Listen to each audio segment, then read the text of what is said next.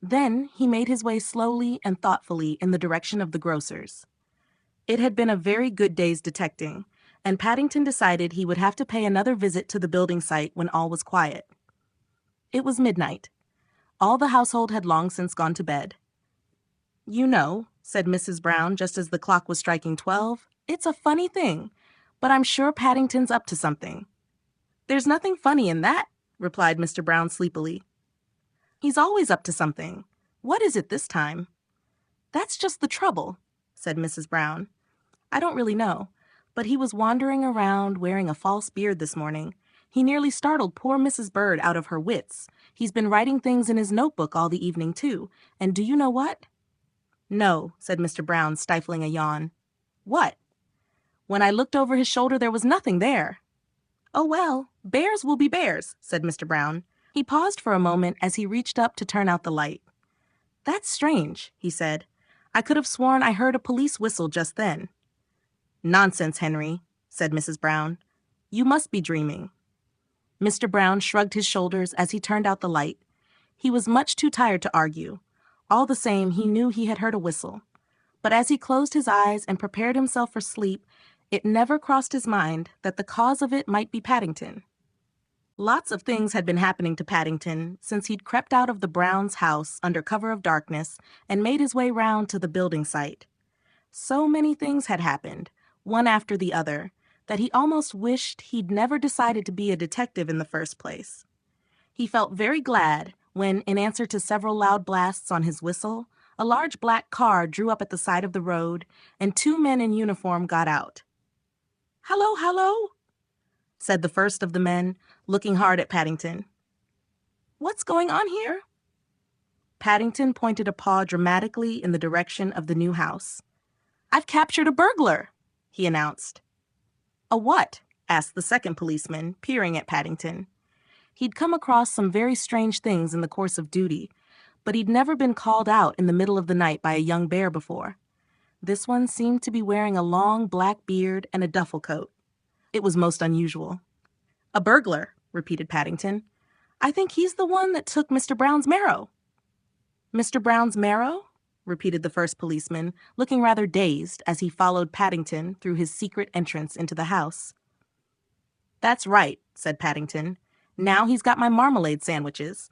I took a big parcel of them inside with me in case I got hungry while I was waiting."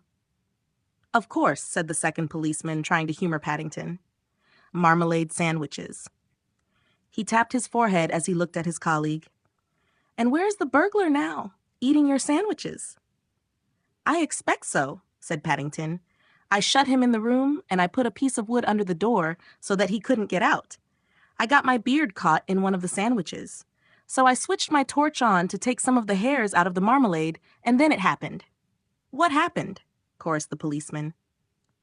They were finding it rather difficult to keep up with Paddington's description of the course of events.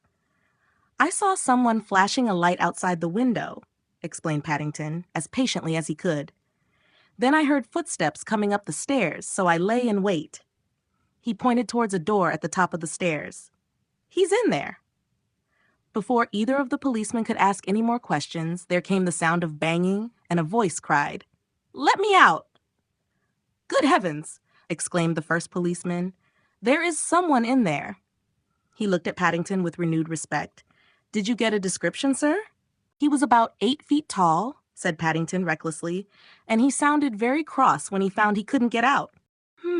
Said the second policeman. "Well, we'll soon see about that. Stand back." With that, he pulled the piece of wood from under the door and flung it open, shining his torch into the room. Everyone stood back and waited for the worst to happen. To their surprise, when the man came out, it was another policeman. "Locked in," he exclaimed bitterly.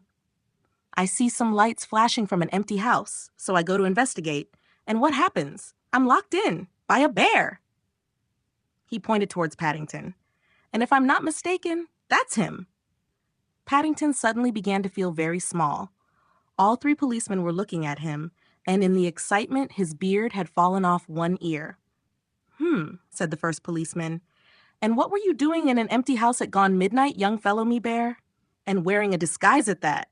I can see we shall have to take you along to the station for questioning." It's a bit difficult to explain, said Paddington, sadly. I'm afraid it's going to take rather a long time. You see, it's all to do with Mr. Brown's marrow, the one he was going to enter for the vegetable show. The policemen weren't the only ones who found it all rather hard to understand. Mr. Brown was still asking questions long after Paddington had been returned from the police station to the family's safekeeping. I still don't see how my losing a marrow has got anything to do with Paddington being arrested, he said for the 100th time. But Paddington wasn't arrested, Henry, said Mrs. Brown. He was only detained for questioning. Anyway, he was only trying to get your marrow back for you. You ought to be very grateful. She sighed. She would have to tell her husband the truth sooner or later. She'd already told Paddington. I'm afraid it's all my fault, really, she said. You see, I cut your marrow by mistake. You did? Exclaimed Mr. Brown. You cut my prize marrow? Well, I didn't realize it was your prize one, said Mrs. Brown.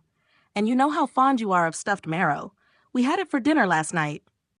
Back in his own room, Paddington felt quite pleased with himself as he got into bed. He'd have a lot to tell his friend, Mr. Gruber, in the morning. Once the inspector at the police station had heard his full story, he had complimented Paddington on his bravery and ordered his immediate release.